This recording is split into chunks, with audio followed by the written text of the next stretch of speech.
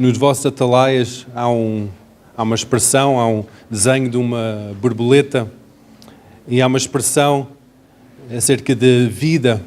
Muitas vezes nós pensamos que nós temos que guardar a nossa vida, temos que proteger a nossa vida, temos que salvar a nossa vida, temos que defender a nossa vida dos ataques de que vem a nossa vida.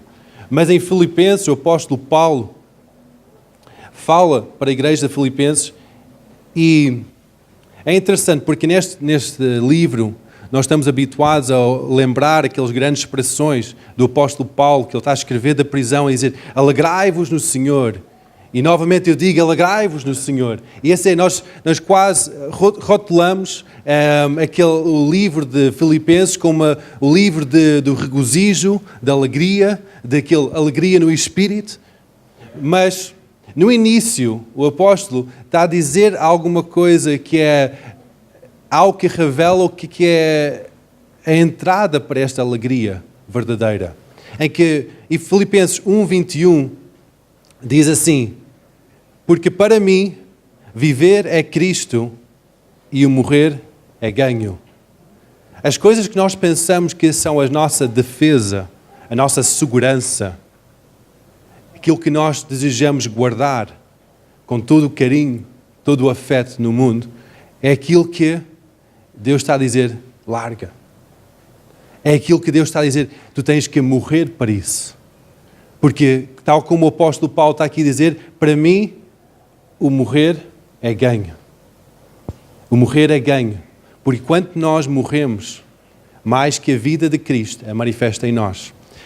Eu vejo isto de morrer é ganho como algo assim semelhante. Nós podemos dizer: olha, vou segurar esta garrafa de água. E eu até consigo segurar esta garrafa de água durante 1 hora, talvez. Pode estar aqui durante 1 hora, não sei. Alguém que tem um pouco mais músculo de braço, talvez consegue 2, 3 horas sem cansar, fica sempre aqui com o braço estendido, sempre em pé.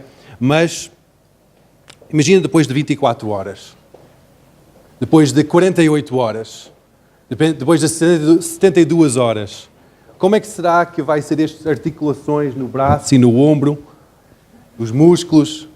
Será que esta garrafa de água que não pesa muito, que ainda vai ser tão leve? Ou será que nós vamos começar a ficar cansados? Talvez até o nosso músculo vai ficar atrofiado, talvez até as nossas articulações vão ficar danificadas permanentemente, talvez vamos ficar muito limitados na nossa vida por causa de estar a segurar esta garrafa de água. Ao longo de muitos anos, nós podemos dizer que eu tenho algo comigo, tenho algo no meu coração que eu quero segurar com toda a força. É a forma que eu sou criado, é a forma que eu penso, ou é talvez uma ofensa que vem comigo ao longo de muito tempo, em que é a minha garrafa d'água. É a minha vida, é a minha segurança, é a minha identidade. Eu sou assim, o meu feitio é assim. Ninguém pode tirar o meu feitio.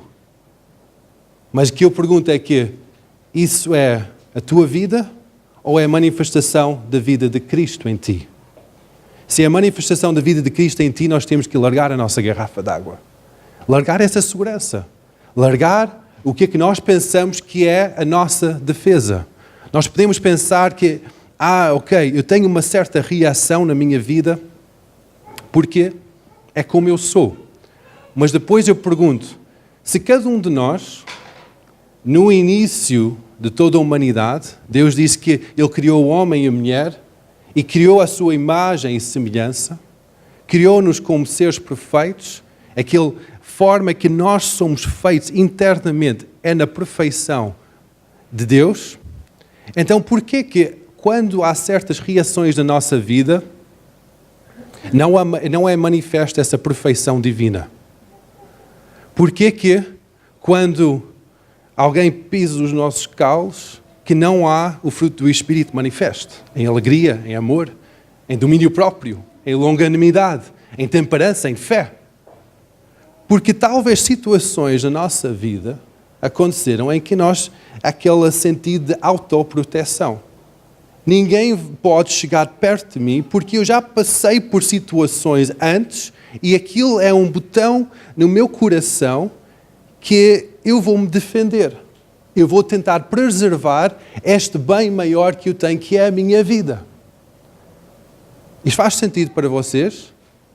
Quando nós tentamos ir mais perto do Senhor, este versículo que o apóstolo Paulo diz tem que ser a nossa verdade.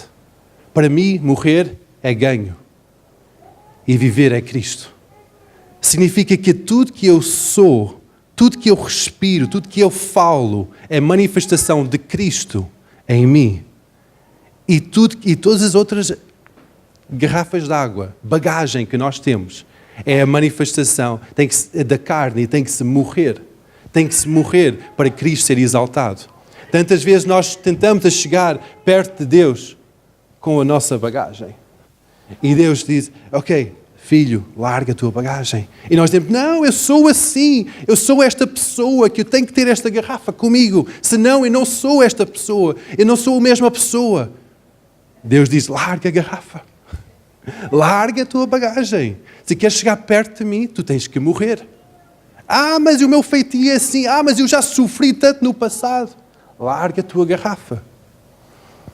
Outro dia estava a falar com a Telma, porque isto leva muito a situações psicológicos, psíquicos.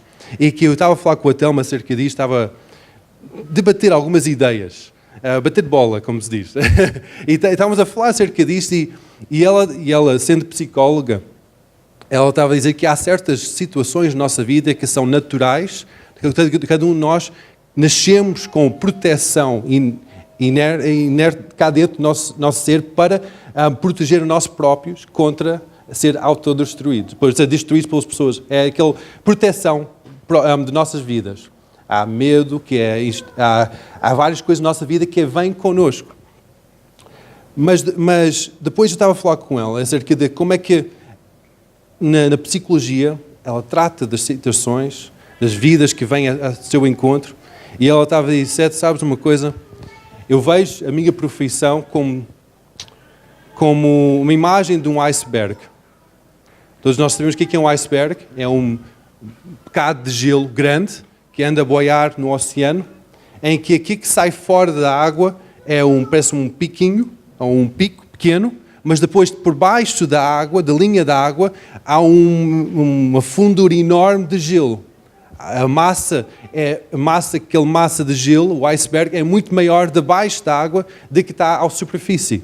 Agora, ela estava a dizer uma coisa interessante, que quando ela lida com pessoas no seu gabinete da psicologia, que são pessoas que precisam de lidar com certa bagagem emocional, psicológico, na mente, muitas vezes o tratamento que ela possa dar, depois de muitos anos de formação, é um tratamento médico, é um tratamento psicológico, mas que lida somente o que está acima da linha d'água, o que está à vista.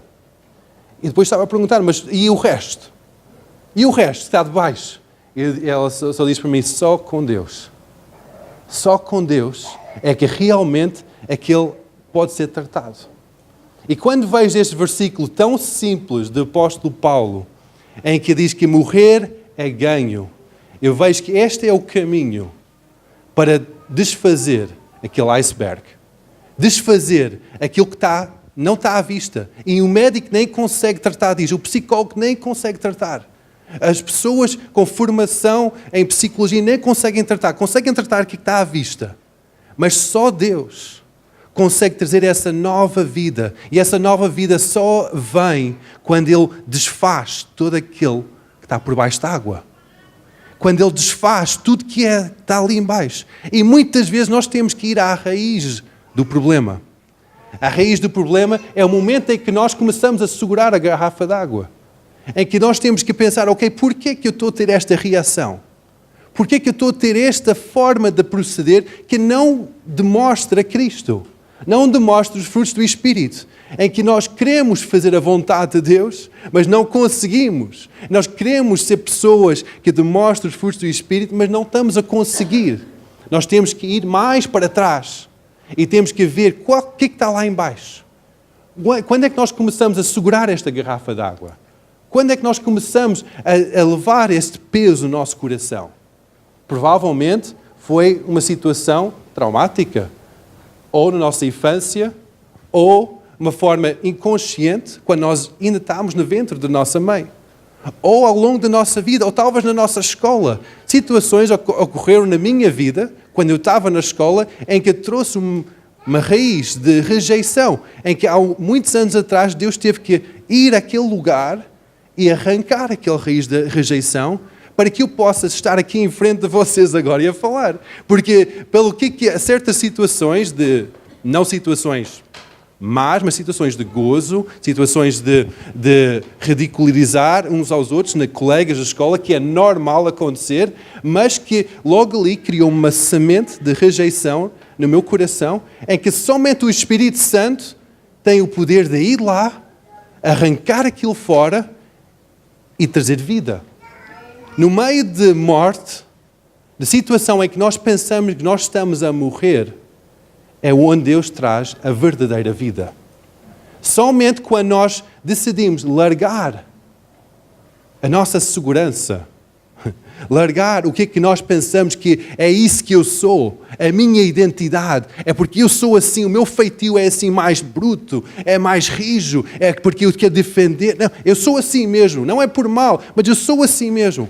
O amor de Deus é manifesto nessas atitudes. Se o amor de Deus não é manifesto na tua vida, nos teus feitios de caráter, eu ponho grande questão sobre esses feitios. Eu acho que são icebergs a flutuar no oceano da tua alma. Muitas vezes isso acontece na minha alma, em que eu tenho que dizer, Deus, eu identifico este grande iceberg, que parece uma montanha, mas eu sei que ainda há muito mais ali por baixo. Deus, eu quero livrar-me disto, porque isto está a bloquear o teu mover, do teu amor no meu coração. Eu não sinto que tenho esta nova vida. Eu não sinto que tenho esta liberdade no Espírito. O que é que o Espírito vai levar-me a fazer? É largar. Para mim, morrer é ganho. Tem que morrer para nós próprios, para a nossa própria segurança. Muitas vezes, este processo de mortificação, de morte, é bastante doloroso. Eu acho que morte nunca é fácil. Alguém já morreu aqui e foi fácil? Não. Morte nunca é fácil. Nós vimos que quando uma pessoa morre, sofre imenso. As pessoas à nossa volta, pessoas que já faleceram, nós vimos o sofrimento que eles passam antes de morrer. Morte nunca é fácil, mas com Cristo, a única forma de ter a verdadeira vida é passar pela morte. Jesus só libertou esse poder de salvação, de restauração, quando Ele morreu, foi enterrado e depois ressuscitou para quebrar o poder da morte. E esse mesmo poder é acessível para tu e eu. Em que cada um de nós, ao acreditarmos em Jesus, que Ele morreu para mim, morreu para ti, nós podemos ter acesso a esta nova vida, em que todo os icebergs, todo o poder que nos limita é destruído. Amém? Algumas coisas que vêm que trazem estas garrafas de água, são coisas que nós carregamos connosco. Ofensas, traumas, violências, às vezes doença também, escassez financeira, pobreza. São situações em que nós somos sujeitos a estes traumas, estas situações adversas contra a nossa vida. E o que acontece é que nós começamos a criar mecanismos cá dentro de nos defender, em que Deus quer entrar em cada área do teu coração e quer trazer essa nova vida para cada área. Não somente para as áreas que nós vemos aqui ao domingo de manhã, não somente para as áreas em que tu demonstras quando estás em leitura da palavra de Deus, ou quase estás em oração, mas as áreas mais recônditas, mais escondidos, Ele quer entrar lá. E no sítio que nós escondemos, que nós trancamos as 7 chaves, Ele quer entrar lá e trazer a sua vida. Tantas vezes nós queremos ir mais além, queremos experimentar este mover mais sobrenatural de Deus, mas depois nós estamos a carregar não somente uma garrafa, mas talvez muitas garrafas de água. Nós talvez não temos um iceberg na nossa vida, mas temos muitas coisas que está a atrofiar o nosso coração, em que o Espírito Santo tem um desejo tão grande de entrar lá e trazer vida. Mas Ele só vai fazer isso quando nós permitimos. Ele só vai entrar e trazer esta transformação de vida quando nós convidamos. Quando nós dizemos, ok, não a minha vontade, Deus. Não os meus desejos, não os meus pensamentos, Senhor, mas os teus. Não o que eu quero ou o que eu fui formatado a fazer, mas a tua vontade, Senhor. Esta formatação traz-me a um outro exemplo que eu posso dar. Vocês todos são habituados a lidar mais ou menos com computadores. Algumas pessoas são realmente génios de computadores aqui, programação, e eu respeito muito. Eu não entendo algumas coisas, eu entendo algumas coisas, mas outras coisas não entendo de computadores. Mas eu entendo uma coisa, é que quando nós abrimos o computador, eu tenho um portátil, então não é um computador de secretária, eu abro o computador e eu sei que quando eu carrego no botão, vai aparecer qualquer coisa no ecrã. Isso acontece, não é? Quando eu carrego num outro botão, vai aparecer outra coisa. Eu sei que quando eu carrego numa série de botões em conjunto, vai fazer outra coisa. E há uns códigos, há umas coisas que é feito com programação anterior. Agora, na nossa vida é a mesma coisa. Quando alguém toca num botão na nossa vida, há uma reação. Quando alguém toca noutro botão, há outra reação. Porque nós fomos formatados ao longo da nossa vida para ter esta reação de acordo com uma ação. Agora, o que eu ponho em causa é, será que esta reação demonstra o caráter de Cristo? Será que quando alguém toca ou quando nós tocamos neste botão no nosso coração e que sai fora, será que isso é caráter de Cristo? Se não é, o que é que se tem que fazer quando um computador está deficiente? O que é que tem que se fazer? Quando os botões não correspondem àquilo que nós queremos que saia fora? Reprogramar ou reformatar o disco rígido. Completamente limpo. Temos que dizer que, não, este botão não é suposto fazer isto, é suposto fazer aquilo. Então, o que é que eu vou fazer? Eu vou reprogramar o disco para que aquele botão vai trazer um outro efeito. É a mesma coisa na nossa vida. Quando, ao longo da nossa vida, situações... Eu penso na vida de Jesus, ele disse para os seus discípulos, quando alguém bate de um lado da cara, vira da face. A minha programação nisso é, quando alguém bate, eu vou virar a outra face, não, eu vou virar o outro braço. Isso é como eu sou programado, ser de certo humano. No reino de Deus, a programação deve ser que quando alguém dá uma chapada, tu voltas a face e recebes outra. Esta reprogramação é muito fundo do nosso coração. Esta reprogramação vai transformar completamente a nossa vida. Vai ser aquela nova vida em Cristo. A nova vida não pode ser semelhante à vida antiga. Muitas vezes nós dizemos, ok, sim, mas eu sou humano. Eu sou assim. Alguém dá-me uma chapada e eu vou dar outra chapada. Eu não vou passar duas vezes. Mas isso é a programação humana. É a programação carnal. É a programação humana. Em que nós temos de dizer, não a minha vontade, Senhor, mas a tua vontade seja feita. Eu não vou viver para o meu ganho, mas eu vou morrer para mim próprio.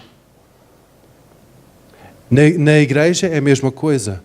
Certas reações que nós temos, mesmo perante a adoração a Deus, mesmo perante a palavra de Deus, será que estas são reações carnais ou são reações espirituais? Será que quando nós começamos a ouvir o louvor e a adoração, a tocar para o Senhor, será que nós entramos e dizemos, não, eu não quero que este cansaço nos meus braços me afete, mas eu vou louvar ao Senhor, vou levantar as minhas mãos?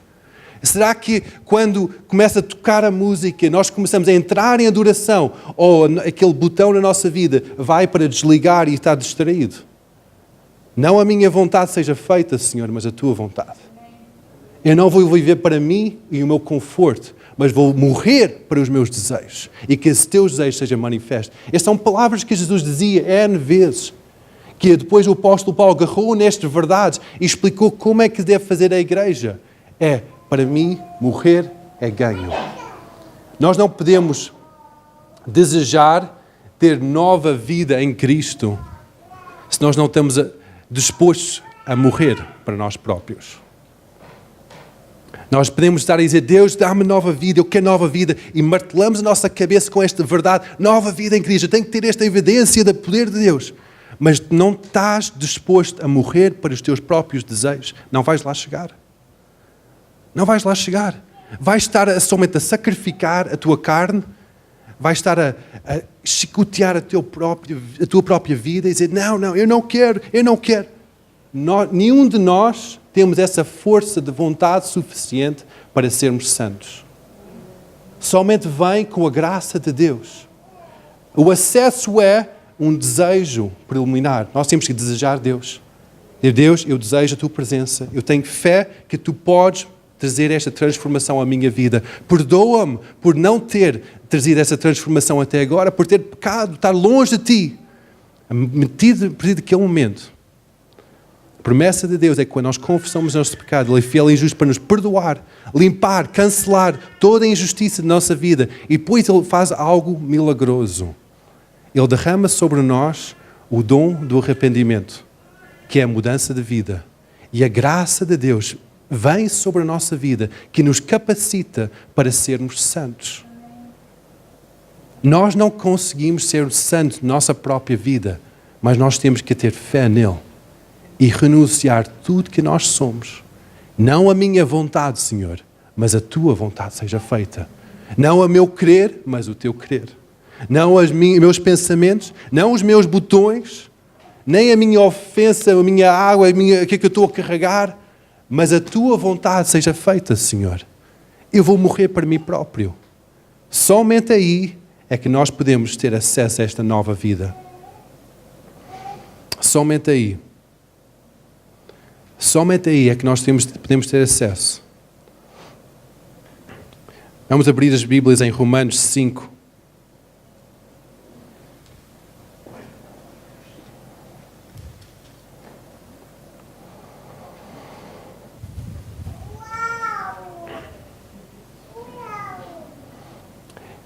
Aqui há um ensino acerca de a relação de Cristo e Adão. Sendo Adão o primeiro homem criado à imagem e semelhança de Deus, e depois Jesus Cristo ser o segundo Adão, que abriu o caminho para a comunhão com Deus. E diz que, portanto, assim como por um só homem entrou o pecado no mundo, e pelo pecado a morte, assim também a morte passou a todos os homens, porque todos pecaram. Nós podemos dizer, eu sou uma boa pessoa. Eu não tenho pecado na minha vida. Os meus pais são ótimos. Até fazem bons trabalhos sociais. Eu estou numa boa família. Mas toda a humanidade, no início, foi criado perfeito.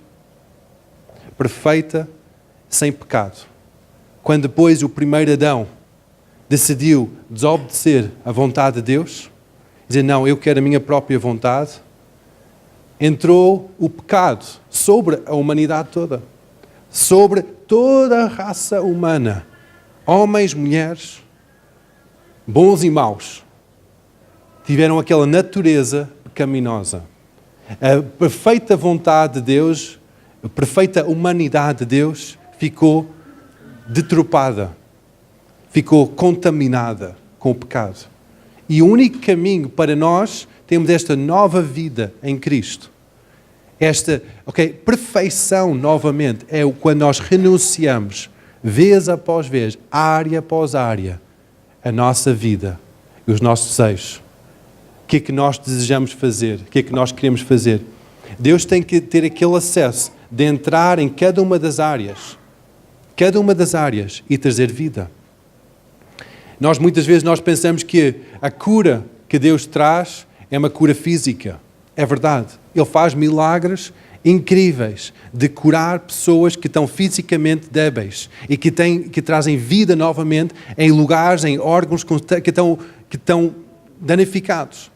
Mas Ele também faz algo incrível ao nível da nossa alma, da nossa mente e das nossas emoções. Que eu chamo isso uma cura não exterior, mas uma cura interior. Em que Ele tem esse acesso de ir lá e trazer vida a situações em que tem havido morte até agora. Mas a única forma que isso pode acontecer é se nós demos acesso a isso. Nós demos acesso e dizer, Deus, ok, eu identifico estas áreas na minha vida que não refletem a Tua glória. Que Tu não és o Senhor dessas áreas. Não está debaixo do Teu domínio. Não está debaixo do Teu querer. Porque eu já passei por situações em que eu estou-me a defender. Eu estou-me a salvaguardar a minha vida. Eu estou a ficar num lugar que eu penso que é um lugar seguro. Mas eu sei que Tu tens a vida para aquele lugar. Por isso que eu vou dar acesso, Deus. Entre naquela área e traz transformação. Deus quer o melhor para nós e Ele sabe quem nós somos antes de nós próprios. Vamos abrir em Romanos 8. Para mim é só virar a página. Romanos 8, 28 a 30. Diz assim, sabemos que todas as coisas cooperam para o bem daqueles que amam a Deus, aqueles que são chamados segundo o seu propósito. Porquanto aos que de antemão conheceu, também os predestinou para serem conformes à imagem do seu Filho, a fim de que ele seja o primogênito entre muitos irmãos. E aos que predestinou, este também chamou. E aos que chamou, a este também justificou. E aos que justificou, também esses glorificou. Deus ama cada um de nós. Deus criou cada um de nós de acordo com a sua semelhança. E de uma forma que nós podemos entrar naquela comunhão através de Jesus. Mas o que é interessante aqui é que em versículo 29 diz que Ele conheceu-nos. Muitas vezes nós pensamos que nós estamos sozinhos neste mundo, mas Deus conhece-te. Deus sabe quem tu és. Deus sabe o que é que tu já passaste, o que é que tu estás a passar e como é que vai ser o teu futuro. Ele sabe tudo. Ele sabe a tua formação. Ele sabe antes do teu nascimento. Ele sabe tudo a tua vida, sabe a tua família. Ele conhece-te. E também Ele predestinou-te para seres um filho de Deus. Esta predestinação é um conceito complicado e há muita divergência deste conceito na igreja cristã. Em que nós pensamos que, ok, predestinou, como é que isso é possível? Mas a forma que eu explico a predestinação é, eu e a Sílvia temos um filho, David, e eu desejo que aquele filho seja bem sucedido. Eu vou fazer tudo ao meu poder para ele ter uma boa formação em casa e na escola, para ter bons amigos, para ele ser bem sucedido aqui nesta terra. Eu estou a predestiná-lo para grandeza. Eu estou a preparar o caminho para a grandeza. Deus faz a mesma coisa connosco. Ele cria-nos a sua imagem e semelhança, cria-nos com o espírito, com a alma e com o corpo. Ele cria-nos de uma forma que nós podemos brilhar com a sua glória, em que nós podemos transformar o mundo através dos dons do Espírito manifestos na nossa vida, em que há esta transformação, há esta grandeza, a possibilidade de grandeza na nossa vida. Por isso, Deus não somente conhece-te agora como tu estás, a tua história toda, mas Ele predestinou-te. Ele acredita em ti. Ele acredita no teu potencial de grandeza. De ser uma luz e ser sal aqui nesta terra. Ele acredita que tu podes fazer uma diferença aqui nesta cidade. Ele acredita que tu podes impactar esta sociedade com a sua glória. Que tu podes ter uma família feliz. Que tu podes ter a manifestação da glória de Deus na tua vida. Por isso que Ele predestinou-te. Ele depois chamou-te. Diz depois mais em versículo 30, que aos que predestinou, a este também chamou. Ele não somente declara que Ele prepara as coisas, as ferramentas todas para seres bem-sucedido, mas Ele depois chama-te. Ele depois diz, não, filho meu, está na hora de pôr em prática. Está na hora de seres o meu filho, de entregar completamente o teu caminho para o Senhor. Ele dá-te uma missão e um propósito concreto. Pois mais adiante diz que Ele, os que chamou, também estes justificou. Justificação é tirar toda a culpa da nossa vida. Muitas vezes todas as vezes chegamos ao pé de Deus com bagagem, com culpa, com situações em que nós temos que pedir perdão sobre essas coisas. Em que Deus não somente conhece-te, não somente predestinou-te, não somente chamou-te, mas também justificou-te. Ele tem um processo que Ele vai trazer vida para essas situações de morte. O processo vem com confissão dos nossos pecados. De Deus, eu preciso de Ti. Eu tenho estado longe de Ti. Perdoa-me por este afastamento. Perdoa-me por os meus pecados. Logo ali há justificação. E aos que justificou, também glorificou. Aleluia. Ele glorificou-nos. Em situações em que nós pensamos que como é que pode haver a glória de Deus manifeste nesse lugar? Naquele lugar de morte, aquele lugar em que está trancada a 7 chaves, aquele lugar em que ninguém entra, porque é um trauma tão forte na minha vida, que eu estou a pôr os bloqueios todos, ninguém vai ter acesso. Naquele mesmo lugar, Ele não somente vai te justificar, vai tirar toda a culpa, toda a escuridão, mas Ele vai glorificar. Ele vai trazer a luz de Deus, vai trazer amor de Deus, vai trazer aquela nova vida. E isso para mim é um milagre incrível. Quando eu vejo pessoas a serem curadas, levantarem-se que não podem andar, sejam curados no seu corpo, é um milagre incrível. Mas depois, quando também vejo pessoas em que têm estado a carregar estes fardos ao longo de toda a sua vida, e um momento para o outro deixa Deus entrar e trazer transformação e cura através de perdão, através do amor, é um milagre fantástico, incrível. É incrível ver a diferença na vida da pessoa. A expressão muda, a leveza do coração. Começam a amar novamente, começam a comungar com as pessoas, começam a ver aquela comunhão do Espírito e Deus começa a fluir com o seu amor. Mas nós temos que permitir que isso aconteça. Temos que permitir que Deus entre em cada área da nossa vida e que traga essa transformação. Nós temos que permitir que Deus entre em cada área e traga esta nova vida em Cristo. Nós tenhamos esta coragem de dizer: Deus, não a minha vontade. Eu vou morrer para esta vontade. Este botão que está a ser tocado na minha vida e tem estado a trazer uma reação carnal, às vezes talvez até diabólica.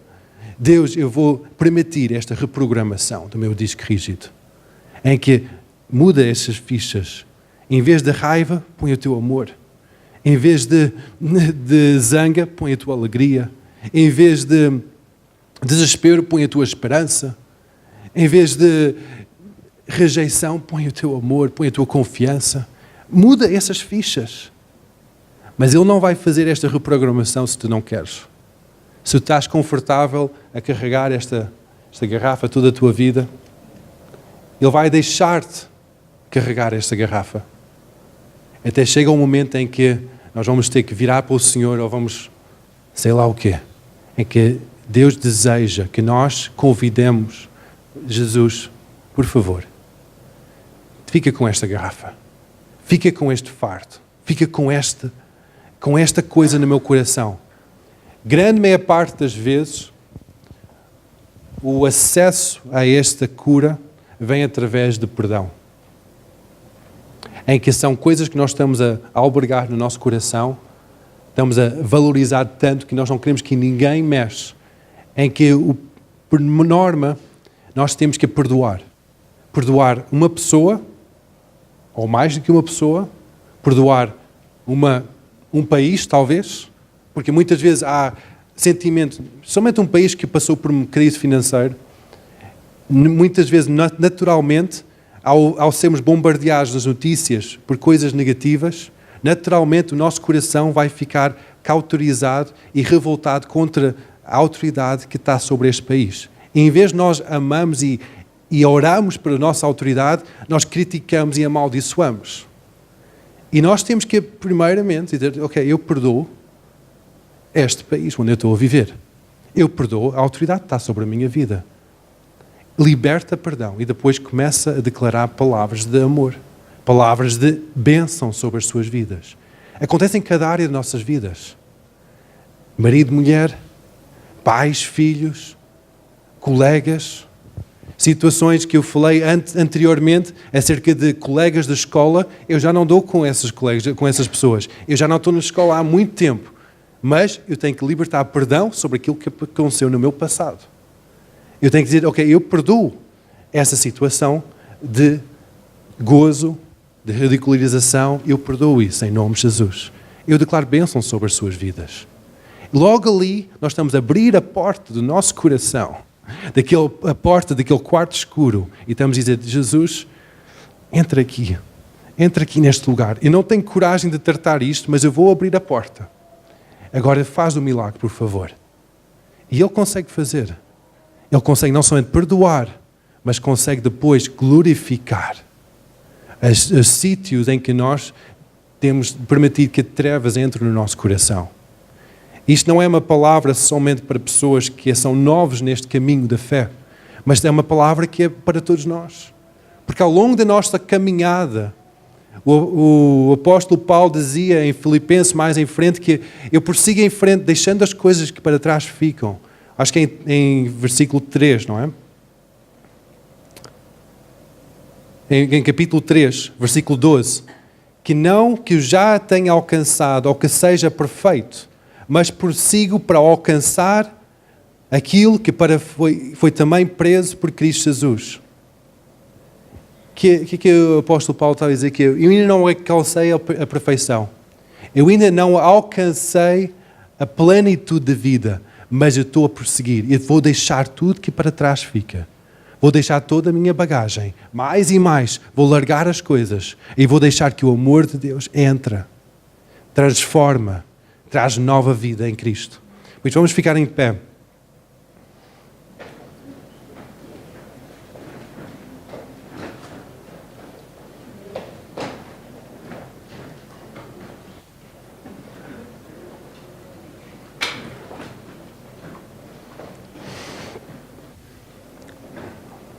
Quando nós estamos a terminar hoje, vamos só pensar um pouco sobre qual é que é a bagagem que nós estamos a trazer connosco. Quem somos nós? Quem recebeu esta formatação? Quem somos nós verdadeiramente? Não pensa, ok, eu sou perfeito, eu sou isto, sou aquilo. Mas de uma forma real, uma forma consciente, pensa, ok, o que é que eu estou a carregar comigo?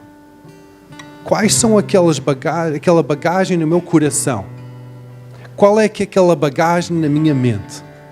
Quais são aqueles quartos escuros que estão trancados? Qual é a minha identificação? Qual é a minha identidade neste momento? Eu sou assim deste jeito? Eu sou uma pessoa independente, autossuficiente, eu não dependo de ninguém, nem de qualquer organização, porque eu sou independente, eu tenho os meus próprios recursos, a minha própria vida, eu determino quem eu sou e para onde é que eu vou. Isso és tu hoje? Ou és uma pessoa que, eu tenho medo de tudo, não vou avançar porque, eu tenho medo. Quem és tu? Qual é a tua identidade? Quando nós determinamos quem nós somos, qual é a nossa vida, nós conseguimos depois identificar alguns dos icebergs da nossa vida.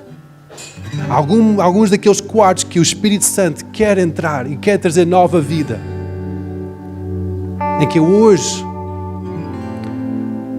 talvez vieste aqui para receber uma palavra de encorajamento, de nova vida, vamos ver. Mas essa nova vida vem quando nós morremos. Somente vem nessa altura. A nova vida de Cristo só vem quando nós temos a coragem de dizer, eu morro para mim próprio. Não a minha vontade, Deus. Não a minha programação. Não o meu rumo de vida, mas a tua seja feita.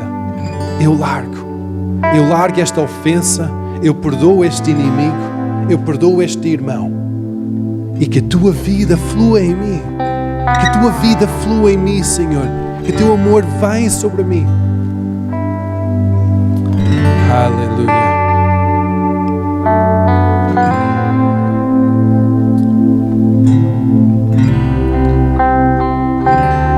Se não deixares que o teu passado e a tua identidade morrer, dificilmente vais conseguir segurar o teu futuro e provavelmente aquele passado vai te matar, vai subjugar a tua vida. Por isso que hoje está na hora de largar o passado. Deus tem uma nova vida para ti. Deus tem uma nova vida para ti, uma vida cheia de alegria, cheia de esperança, cheia de força no Espírito, cheia de amor, de paz, de longanimidade, de temperança, de domínio próprio, de fé. Essa nova vida é a vida que Deus tem para ti. Uma vida nova em Cristo.